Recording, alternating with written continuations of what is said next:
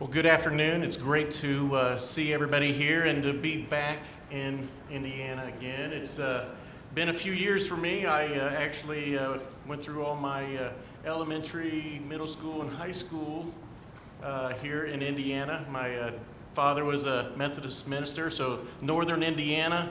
I was at Ball State area, Purdue area, and then graduated high school from up near Notre Dame.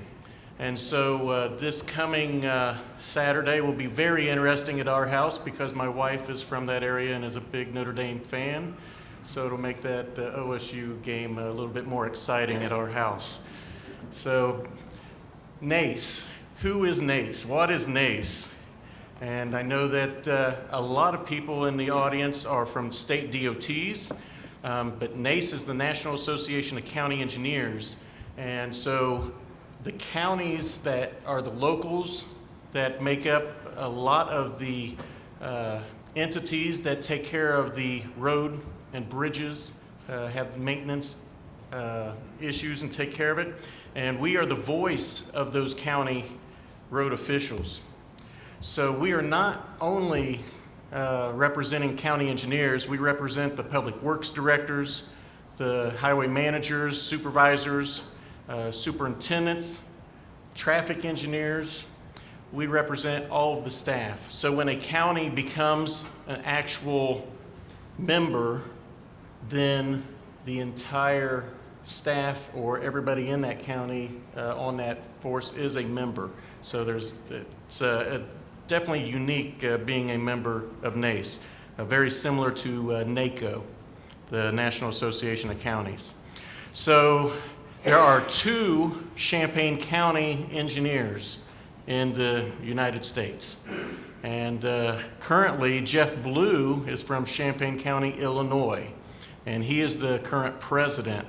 And you definitely will not get us confused because he's about 6'5", and I always say that I'm the shorter, better looking one, and he doesn't like that, but he's not here, so I can say that.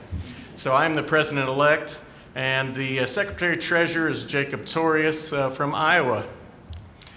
And the rest of our EC, we have Wayne Sandberg from Minnesota, Josh Harville from Alabama, and Matt Machado from California, and Jeff Linkus is from Ohio, and Pam Dingman from Nebraska. So we have representation across the nation, and we get to see a lot of different products, a lot of different techniques when we get together and have our conferences.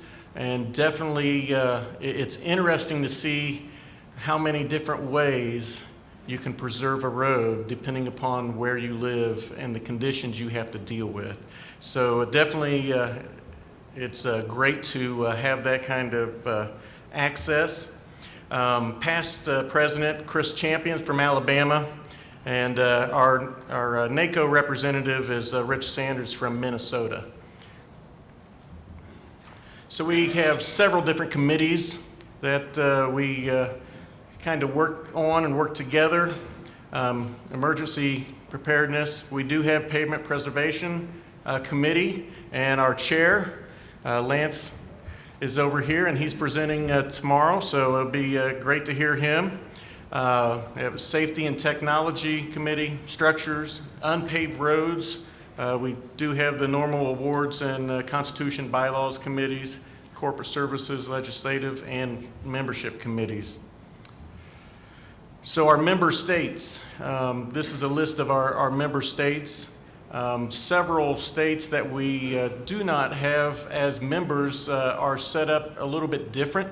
And it's interesting to see how the different states are set up, whether or not they have counties at all. Many states only have townships or boroughs, or the DOT handles all of the roadway or all of the infrastructure. So it's definitely interesting to see the way things kind of evolved from the East Coast to the West Coast and that development. But definitely all are welcome.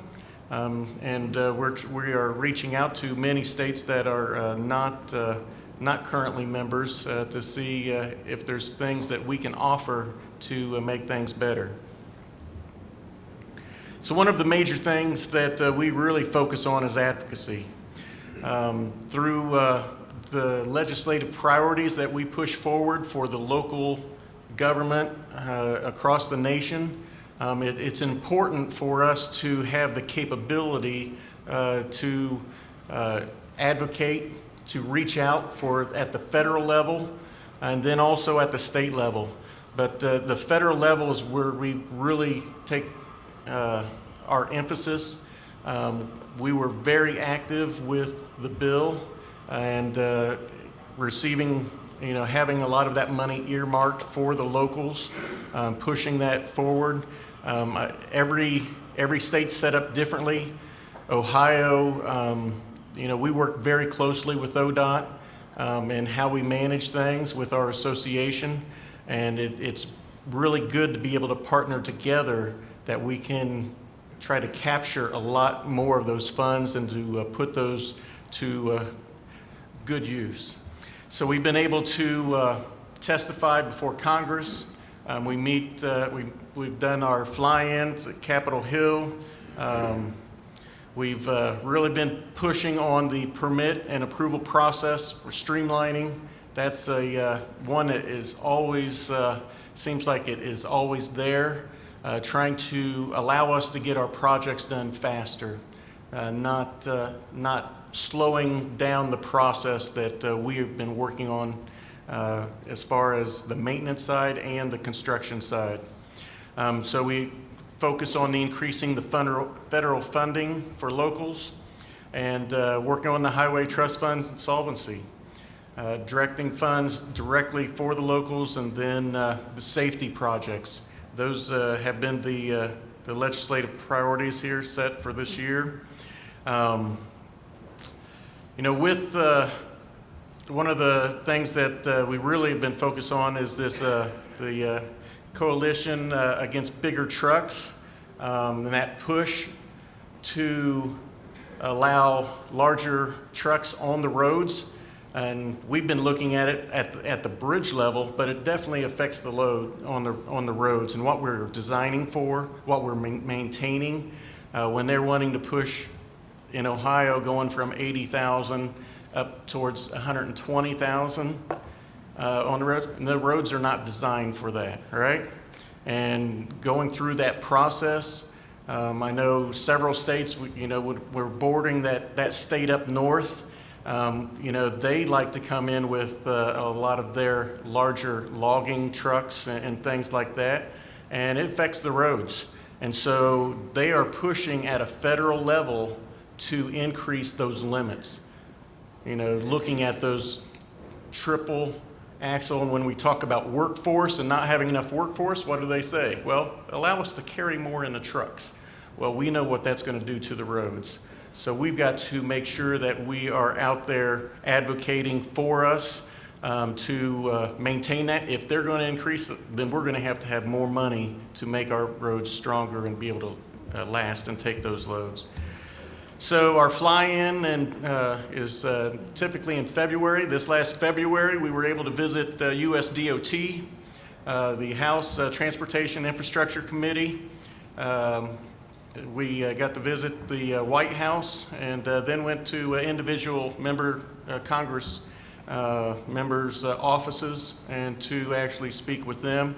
It was very neat to be able to do that, and we're going to continue to try to reach out. That way they know when they have those issues that come up that they can come talk to us, to be able to reach out, and we will be able to give them all the information we can on making things good for our roads and bridges. Our national annual conference this next coming year will be out in Palm Springs, California. Looking forward to that.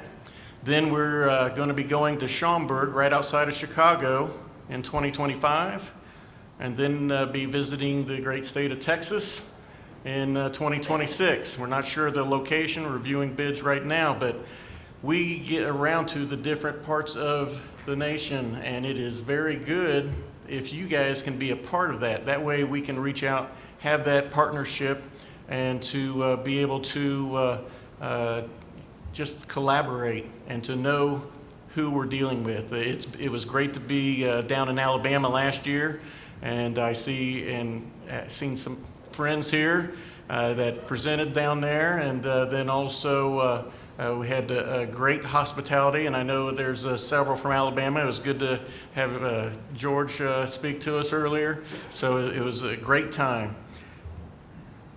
So staying connected, social media's been one of those methods, or web page, Facebook, everything that you want to see and don't want to see is out there. So it's available. So feel free to look us up. Like I said, the web page is always evolving, and it will be continuing. I do want to thank the chair and everybody for the invitation, and it's definitely good to be among friends and to be here to represent NACE. If there's any questions, feel free to reach out to me, and definitely I encourage you to reach out to somebody that you don't know and just say hello, and that way you can maybe find a new friend out there and find those common issues and problems to solve. So thank you very much.